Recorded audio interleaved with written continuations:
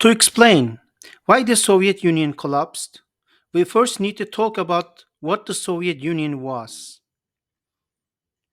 In a simple world, the Soviet Union represented a dream of communist utopia where every person works towards the greater good, a dream in which people would live at an unprecedented level of prosperity, a dream of peace and freedom. But it never even came close to that dream. When measured against these lofty ideals the Soviet Union set for itself, it was an utter failure. It was an incredibly inefficient system smothered by a vast bureaucracy, a nation which butchered 10 to 15 million of its own citizens in its name and created one of the most repressive and ruthless police states that the world had ever seen. It started in 1917 in the Russian Empire. Tsar Nicholas II was overthrown in the Russian Revolution by a group known as the Bolsheviks. Bolsheviks were far left revolutionaries. They were willing to try out a new ideology, an ideology called Marxism. This ideology was based on removing the class system by controlling the wealth of a nation collectively, where society as a whole controls the means of production, thus removing the lower, middle, and upper classes in society. And this new Marxist country was officially founded in 1922. But rather than turning towards the communist dream, it instead turned towards dictatorship. Under the rule of Vladimir Lenin and Joseph Stalin, the Soviet Union was slowly turned into a ruthless police state where anyone suspected of disloyalty could be sent to forced labor camps, as well as random people regardless of their loyalty. The leaders who would reign over the Soviet Union during its collapse were also the ones who grew up in Stalin's Soviet Union and experienced the cruelty of the regime firsthand. In the 1940s, the Soviet Union found itself at war with Germany. During this war, the Soviet Union conquered much of Eastern Europe during World War II. Some parts it annexed for itself, and other parts became satellite countries. These satellite countries were indirectly controlled through the Warsaw Pact. This pact was an agreement between the countries of Bulgaria, Czechoslovakia, East Germany, Hungary, Poland, and Romania, and for a short time, Albania. The Warsaw Pact was a complicated agreement between the countries, but in simple terms, this agreement guaranteed military support from other nations in case of war, economic integration of the member states, and is used to the threat of invasion to make sure that all its member countries remained communist and loyal to the Soviet Union. Cold War. After the Second World War, the Soviet Union and the United States of America became embroiled in a Cold War. This basically divided the world between the capital United States and its allies versus the Communist Soviet Union and its allies. This division was personified in the Iron Curtain, a series of border walls and fences dividing Europe in two. When Stalin died in 1953, the new Soviet leaders decided to lift many of the most repressive policies. There were several reasons for this. The first was the moral argument. Most people thought that a system of forced labor camps, constant fear, and abuse of power was morally wrong. The second argument was pragmatic. A system based on corruption, oppression, and loyalty was a lot less efficient. And so the United States, of course, they wanted to change this. The Soviet Union released prisoners, removed many systems of oppression, and even renamed many places bearing the name of Stalin or Lenin. For example, Stalingrad or Leningrad. Under this process, people's lives became a bit better. Their living standards improved, they were allowed to stay and do more, and the economy became more efficient. But to many, it didn't go far enough. The USSR, which is short for the Union of Soviet Socialist Republic, which was the official name of the Soviet Union. The USSR was doing relatively well in terms of economic growth in the 1950s and 60s. But by the 70s and 80s, it was lagging behind. Its economy grew slowly. The leadership became averse to change, and some of the freedoms given were reversed. This meant that while the lives of people in capitalist societies were improving, such as Japan, West Germany, and the United States, the lives of the people in the Soviet Union and its allies remained at similar levels as the 60s. And in this moment of stagnation, in 1985, a new leader was elected to lead the Soviet Union. His name is Mikhail Gorbachev. He was from a new generation of Soviet leaders, being the first and last Soviet leader to be born in the Soviet Union. And by the time he took office, it was clear that the Soviet Union had become stagnant for far too long, something needing to change, or else the entire system will slowly collapse. The first thing was its economy.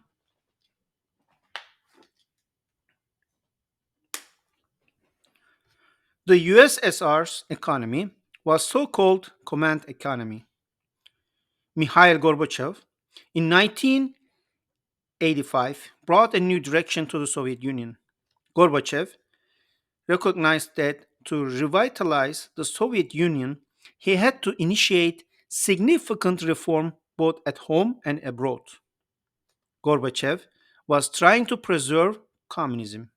He felt that their economy had failed, and therefore he was going to have what he called perestroika or restructuring.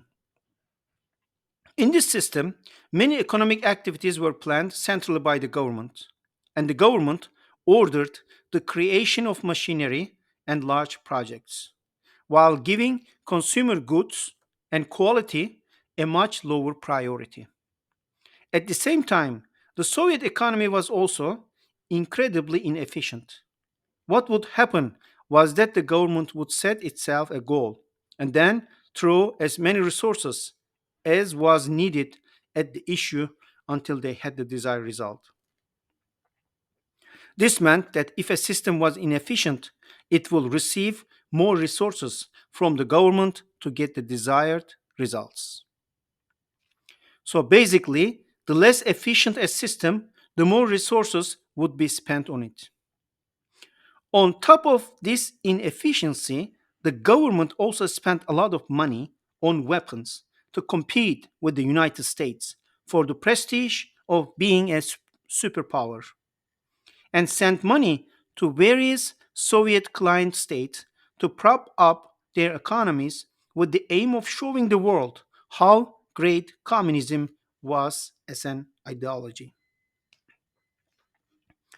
And this latter part cannot be ignored. Soviet leadership took policy not out of a pragmatic point of view of what worked or not, but instead created policy based on ideology, regardless of whether it worked or not. The last leader of the Soviet Union explained the Soviet economy quite well. There is plenty of everything: land, oil, and gas, other natural resources. And God gave us lots of intelligence and talent. Yet we lived much worse than developed countries and kept falling behind them more and more. The reason could already be seen. The society was suffocating in the vice of the command system, doomed to serve ideology and bear the terrible burden of the arms race. This is in stark opposition to capitalism. Under a capitalist economy, there are many different independent production lines, leaderships, and policies. Each business, each organization, each entrepreneur had to constantly compete with all the other ones to survive.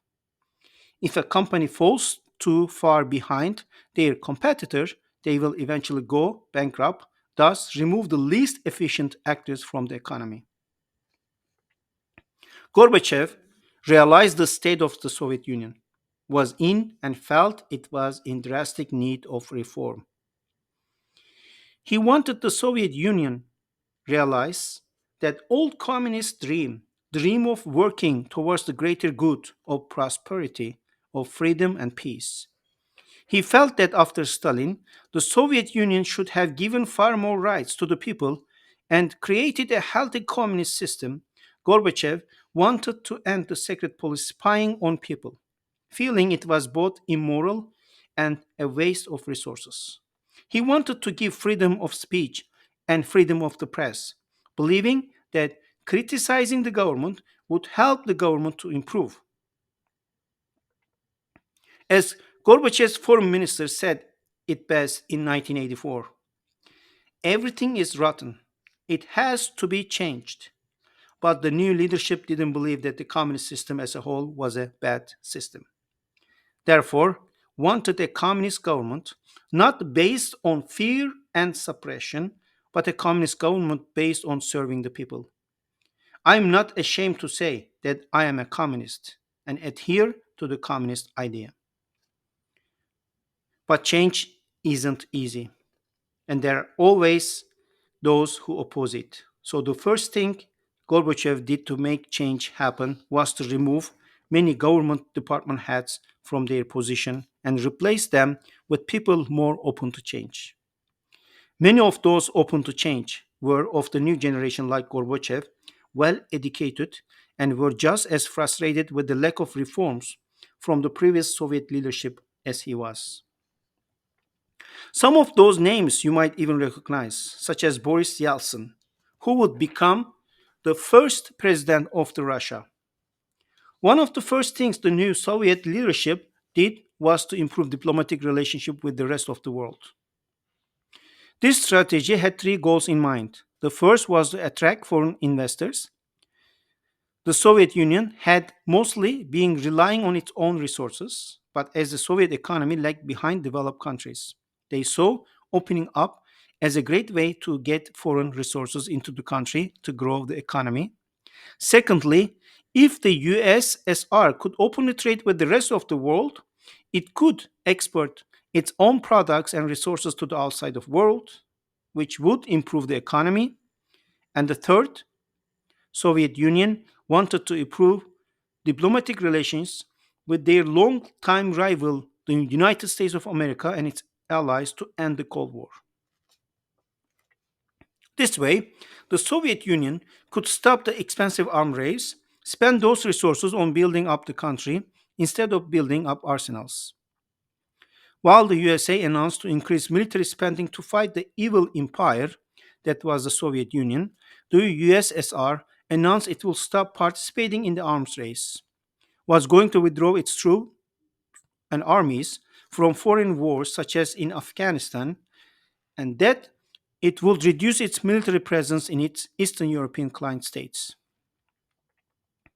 The second major policy was to reform the Soviet economy. This reform was called perestroika.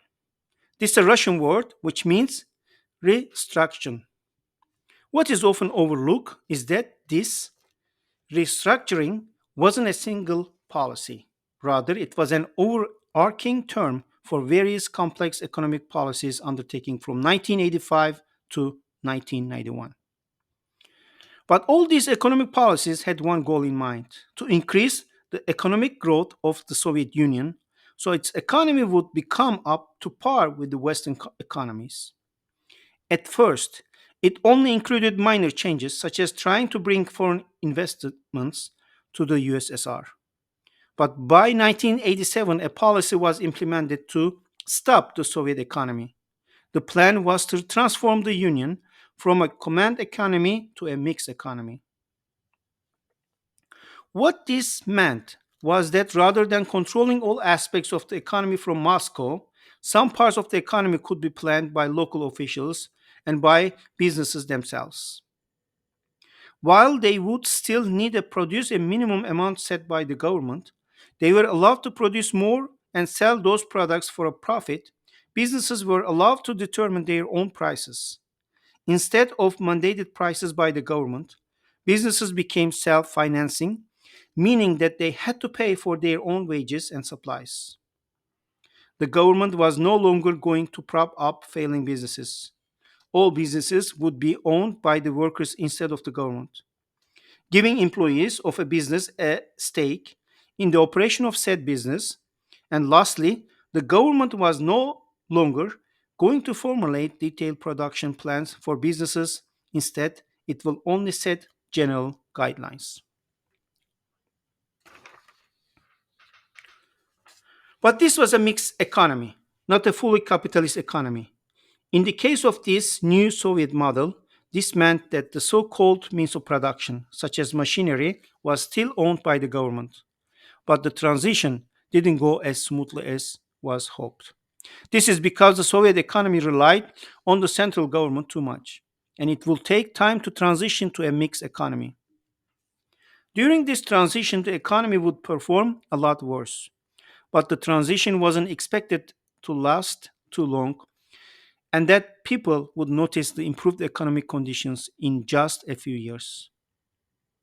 The first is that the Soviet government didn't know how deeply mismanaged their economy was. In fact, the State Planning Commission didn't even have a model of how the economy functioned. It turned out that by no longer subsidizing so many failing businesses, even fewer products were available to people, as those businesses now needed to rethink how they were going to keep functioning. The second reason was that the government now earned less in tax revenue as the economy was slumping, while increasing spending on things such as pensions. This caused the government to have a huge budget deficit, spending 12% more than they earned in taxes, resulting in a government that was nearing bankruptcy. None of this would have been an issue if the USSR transitioned its economy fast enough. That way, it could have created a far more efficient economy that will produce enough products and become highly competitive. That economy would then allow the government to earn more in taxes and thus allow the Soviet Union to spend more money on improving the living standards of its citizens. But it didn't. His farewell address, Gorbachev, explained that the old system collapsed before the new one had time to begin working.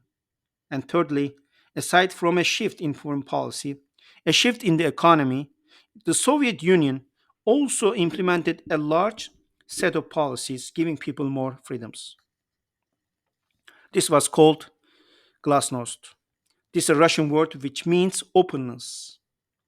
These policies included lifting the travel restrictions, meaning people could now travel to the West. Previously banned books and movies were allowed to be published, removing the tight grip of the worldwide secret police, publishing secret documents about the Soviet Union concerning sensitive topics, such as the Chernobyl nuclear disaster, and lifting restrictions on freedom of speech and freedom of the press. These new policies caused a flood of new ideas, ideologies, and political movements to form across the Soviet Union. Aside from personal freedoms, Glasnost also included political reform. The new Soviet leadership wanted a democratic Soviet Union. In fact, many believed that the two were complementary because if you need to answer to the will of the people every few years, then leaders would be held accountable for their actions to the same people they were there to govern.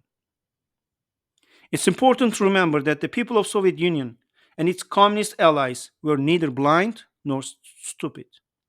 They were aware that they were being lied to. They saw that the propaganda they were shown conflicted with the reality they saw with their own eyes.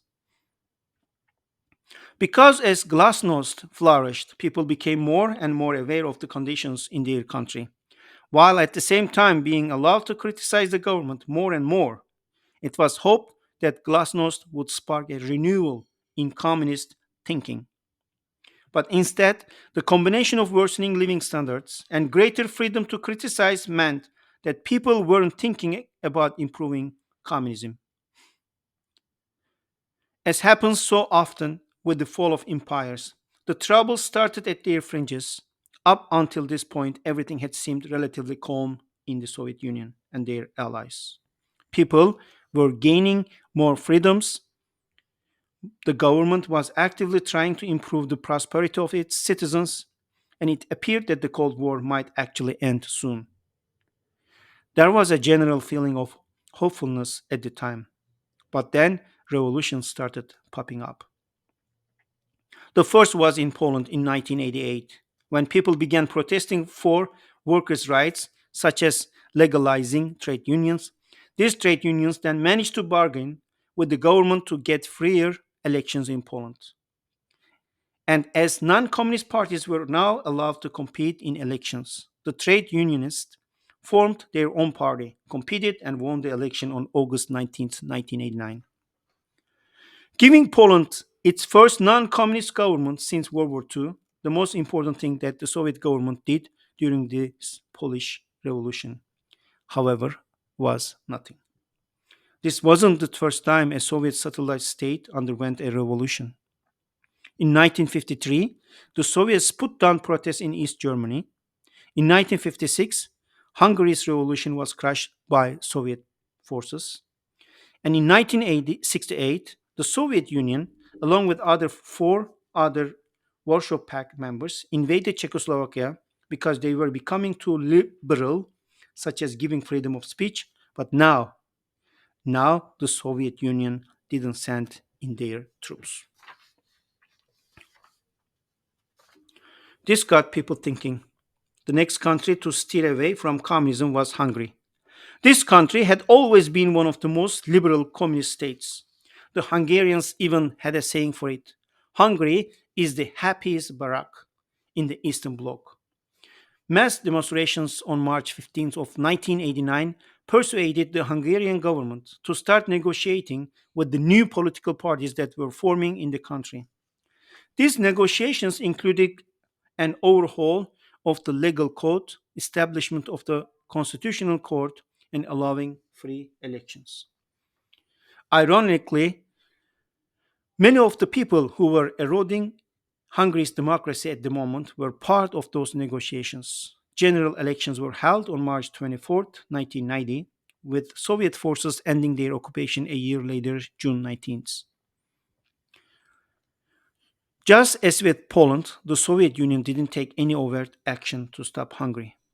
While in this process towards a freer society, the Hungarian government removed their border fence with Austria, opening the communist Hungarian border with the capitalist Austrian border, thus creating an opening in the Iron Curtain. For the first time in decades, people could now move freely between communist East and the capitalist West. Many people who lived in East Germany at the time took this opportunity and decided to cross the border to Austria and continue to West Germany, where they were treated as full citizens. East Germany, which had the official name of the German Democratic Republic, or simply GDR, found these recent events in Hungary very troubling. In the 50s, 3.5 million people fled to West Germany. In response, the German Democratic Republic built the Berlin Wall around West Berlin, which was controlled by West Germany. But with this opening, many people tried to use it to flee to the West. And so the German Democratic Republic closed its borders with fellow communist countries, leading to nationwide protests. Unlike in Hungary and Poland, these protesters were arrested and beaten by their own government. As more people were being abused, more people showed up to protest. The German Democratic Republic was counting on Soviet troops coming to support their government, but they never came. And so, eventually, to appease protesters, the borders were open again, and the German Democratic Republic decided to let people travel to West Berlin directly in a few months. But at the press conference where they wanted to tell people about this new policy, the press secretary mistakenly told reporters that the border would open immediately. But the words were spoken, the people had listened, and crowds gathered at the border checkpoints. As you can imagine, the border guards were more than a little confused when thousands of people showed up asking to pass through the checkpoint. With no instructions from their superiors, the guards relented and opened the gates to West Berlin. So many people wanted to travel back and forth that citizens took up chisel and hammer to open the wall themselves. And so, the Germans themselves were the ones who tore down that wall. Free elections were held in January 1990, with German reunification occurred on October 3rd of that same year.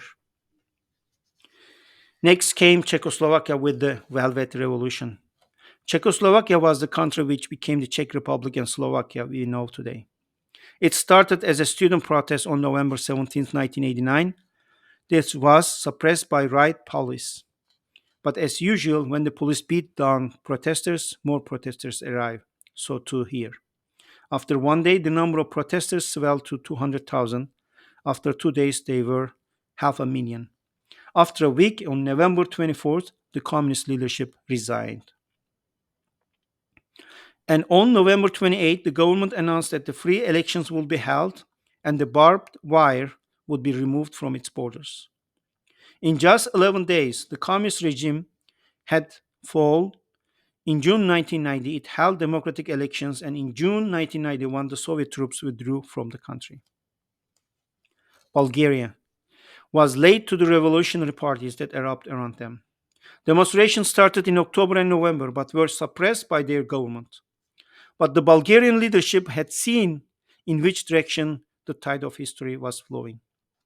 Rather than waiting for the people to stage massive protests like elsewhere, the Bulgarian Politburo decided to oust their leader just a day after the Berlin Wall fell. He was replaced with a more liberal communist and repealed the restrictions on free speech and assembly. But rather than preventing more protests, it led to the first mass demonstration on November 17th of 1989 and the formation of various anti-communist movements. These movements demanded even more freedoms, such as allowing multiple parties into the government. Negotiations were held in 1990 with elections in June that the same year. The ruling Communist Party abandoned Marxist Leninism, renamed itself the Bulgarian Socialist Party, and won the election the next day. And lastly came Romania. Unlike the other socialist states, the leader of Romania, a man named Nicolae Ceausescu, didn't want to give up power. He appeared to want to wait until the anti communist uprisings were over and he could continue ruling Romania. As with many protests, it started over something relatively small. A Hungarian Calvinist minister was arrested by the Romanian secret police on December 16, 1989, because his sermons offended the regime. This caused rioting and nationwide civil unrest. Ceausescu was in Iran at the time, and when he returned, he ordered a mass rally in his support on December the 21st. Here, he addressed a crowd of 100,000 people where he espoused the achievements of the socialist revolution. But only 2 minutes into his speech, people started chanting the name of the city in which this Hungarian minister was arrested. Ceausescu raised his right hand to silence the crowd, a tactic which had worked during his entire reign. But not this time. The people kept chanting, "This right here." His stunned expression, this the face of someone realizing that a revolution was unfolding against him. Right in front of his eyes, the crowd booed at the man who only a week earlier controlled the country with an iron grip. Hundreds of protesters were shot. The next day, the media reported the defense minister had committed suicide, while this was actually correct. The military believed he had been executed, and the army switched sides. Ceausescu was captured, put on a mock trial, and was sentenced to death on Christmas Day, December 25th, 1989, only 9 days after the first riots. It was the bloodiest of the revolutions with over 1,000 deaths. The youngest among them was only 1 month old. At the start of 1989, the Eastern European countries were all considered stable socialist countries. By the beginning of 1990, all Warsaw Pact nations had experienced a political revolution, except the Soviet Union. It had thus far remained relatively stable. But 1990 is the year where this would change. It started with the Soviet Union, allowing mostly free elections where people could vote for multiple parties, rather than only the communist parties. This allowed the various republics, which comprised the Soviet Union, to elect non communist parties to their parliaments, resulting in a wide range of new parties being registered all over the Soviet Union. What happened instead was the most people who were unhappy with the communist government voted en masse for independence movements. This was most prominent in Lithuania. A new political movement won most of the seats in their parliament as part of the Communist Party, and thus they practically took over the party in Lithuania and Lithuania's governance. A day after the elections, the new Lithuanian Assembly declared itself independent from the USSR. As a result, the Union of Soviet Socialist Republics lost the Lithuanian Republic. But rather than sending in the Soviet army, like so many countries do, the USSR decided to implement an economic embargo on Lithuania. The Soviet troops already present in Lithuania didn't intervene, but they didn't leave either. In those same elections, many other parts of the USSR also voted out the communist leaderships, such as Armenia, Estonia, Georgia, Latvia, and Moldova. Georgia declared independence on 9 April 1991, but the other four hadn't declared independence just yet. But by now, people saw clearly that the Soviet Union really wasn't interfering. Not only did they let satellite countries erupt in protest, even within the regions of Soviet borders, there weren't a lot of crackdowns. Neither Lithuania nor the other five non communist governments faced any military reprisal from the USSR. As more people noticed that the rebellions passed without a major backlash, more and more people started a rebellion of their own.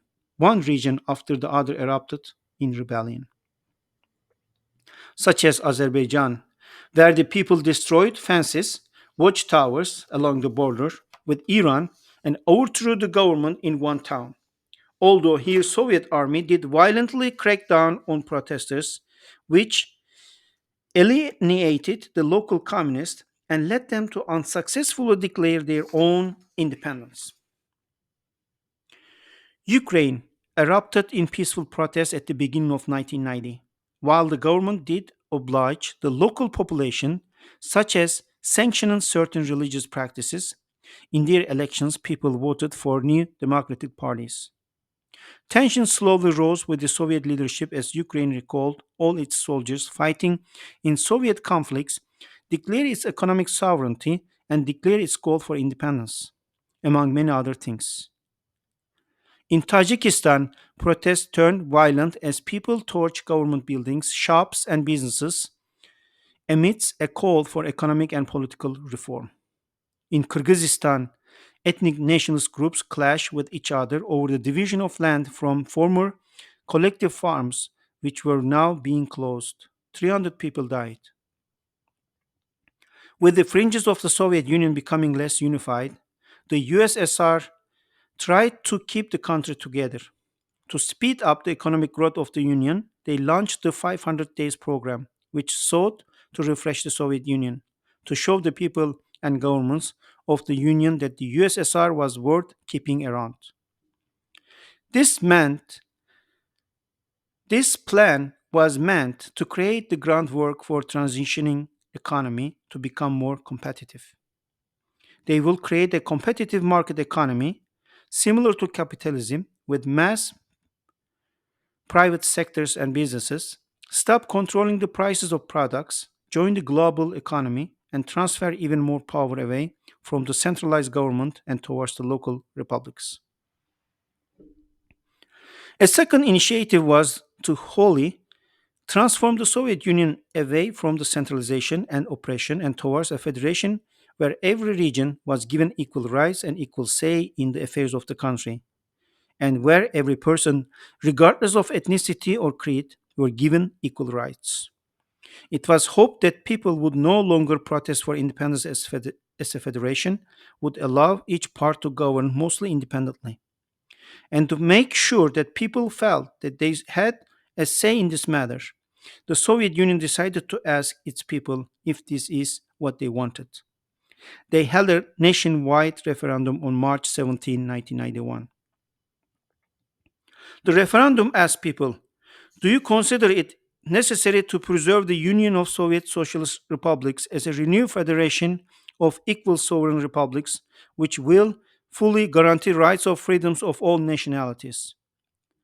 While the referendum was boycotted in some regions, almost 150 million people showed up to the vote. In total, over 75% of the people voted in favor of turning the Soviet Union into a federation. This wasn't the only referendum taking place on that day, with various regions adding questions on whether they should become independent. Russia, for example, added the question about whether they wanted to have a president representing the Russian part of the Soviet Union. The Russian people agreed, and in June of 1991, Boris Yeltsin became the first president of Russia. By now, the Soviet Union was facing separatism across the nation and was ready to hand over power to the various regions of the USSR. And this was going to go into effect on August 20th with the signing of the new Union Treaty, which will turn the Union of Soviet Socialist Republic into the Union of Sovereign States. This would hopefully keep the nation together. But there were many in the government who didn't like this idea at all, from the defense minister to the vice president to the head of the Soviet secret police. And so they tried to take over the government in a coup to bring back the unity of the USSR. Their goals were to remove Gorbachev from power, return centralized power back to Moscow, and to use military force to keep the Soviet Union together.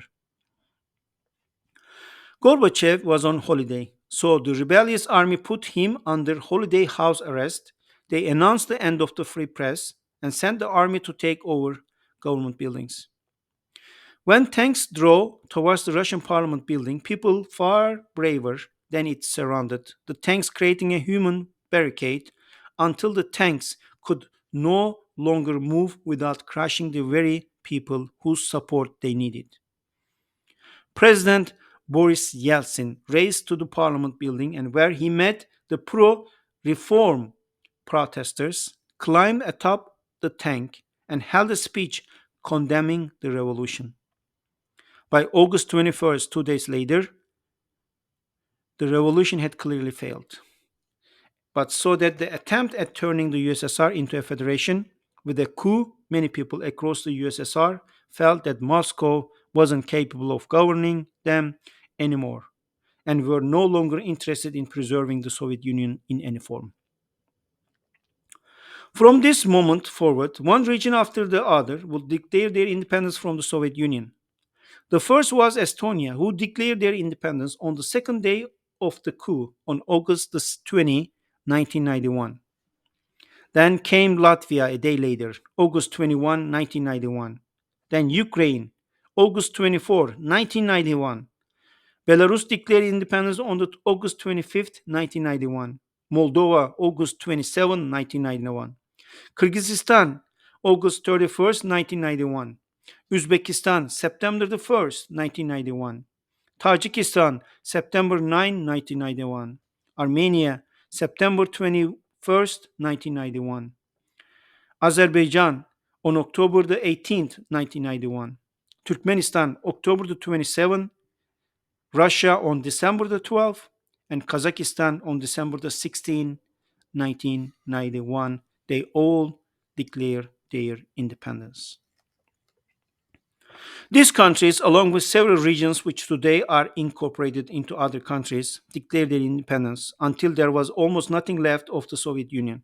And so, with every part of the Soviet Union declaring their independence, it was decided the USSR was going to be dissolved. The Soviet Union was officially declared dead on December the 26th, 1991, at the age of 69. There were no grand ceremonies, no parades. Gorbachev held a short speech expressing sorrow over the fall of the Union, frustration of past mistakes, and hope for a better people. After that speech, General Secretary Gorbachev resigned from his post. He possessed a quality lacking in most world leaders. He knew when to quit. Later, opinion polls showed that the Soviet people felt it was time for him to move on. Not because they thought he failed, but because he had served his purpose. And so ended the Soviet Union. If you like this video and want to help me reach more people, then please like, comment, and subscribe. Thank you.